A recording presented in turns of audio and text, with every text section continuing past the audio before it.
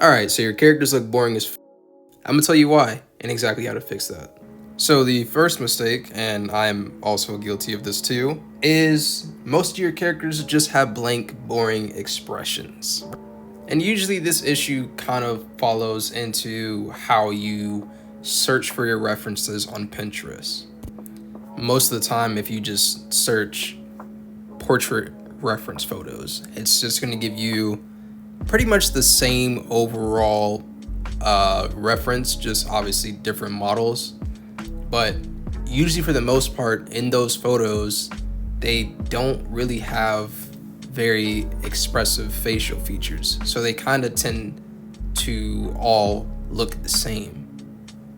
So the easiest fix for that is to change the keywords when you're typing in your search bar. So instead of just putting portrait reference photos, try typing expressive portrait reference photos. And you'll notice a difference right away. Like it is very noticeable. Usually for me, I like to have very strong lighting in my paintings. So that's like the first thing I look for. I'm not really necessarily looking for the expression unless I'm studying, unless I'm doing like an expression study. But for the most part, I just like lighting. That's kind of what I've been doing for right now. But I'm not gatekeeping. These are just some of my references. But anyways, another reason why your art might look boring is because you have a boring pose. Pretty obvious. Again, kind of guilty on this one too. But if you really want to switch up the atmosphere of your painting, try doing a more dynamic pose. Granted, this is harder, I'm not gonna lie. It is gonna take some learning and studying to properly get down these techniques to even make a dynamic pose look correct, because now we're bringing perspective into play and different angles, and the body, the shapes on the body can it can get really complicated. So I suggest getting your anatomy down packed first before you try to jump into dynamic poses. Another reason your art might look boring is you have no background. Come on now, 2024 and you still not drawing backgrounds? Running from your responsibilities. Sam would be disappointed. I know backgrounds can be a pain in the butt to do. However, it really does kind of set the tone for your characters. Because if you're just drawing your characters in empty space, white background, no color, again, I'm not gonna lie, unless it's like a character sheet, kind of makes it look boring. So try throwing in something in your background. It could start off with something small, just random blocks of color, and just blur it out, or try putting something there so your character isn't just floating in space.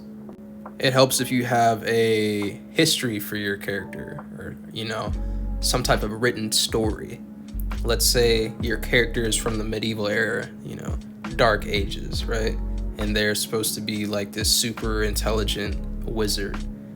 Okay, you could place the character like in their, what would you say, like lair? I don't know, like lair, cave, wherever they work at, you know what I mean? Like somewhere where they're cooking up like potions or something. You could like throw in like a brewing table in the back, or like you have like the little wizard or something. But again, the gist of it is like it makes it easier once your characters, your OCs, have some type of story attached to them. That will give you some ideas and inspiration to work with the background. And a quick tip for about backgrounds, if you do start painting them, when you're doing a new painting, start off with the background first before you fully render out your character. The background with the lighting and everything, all the details, it's gonna really set the tone for how your character actually looks in the painting itself. And it's a lot easier working from back to forward, if that makes sense, versus like you painting the character first and having to put the background basically around their character, when it should be the other way around. It should be the background and your character is placed in the background. I hope that made sense.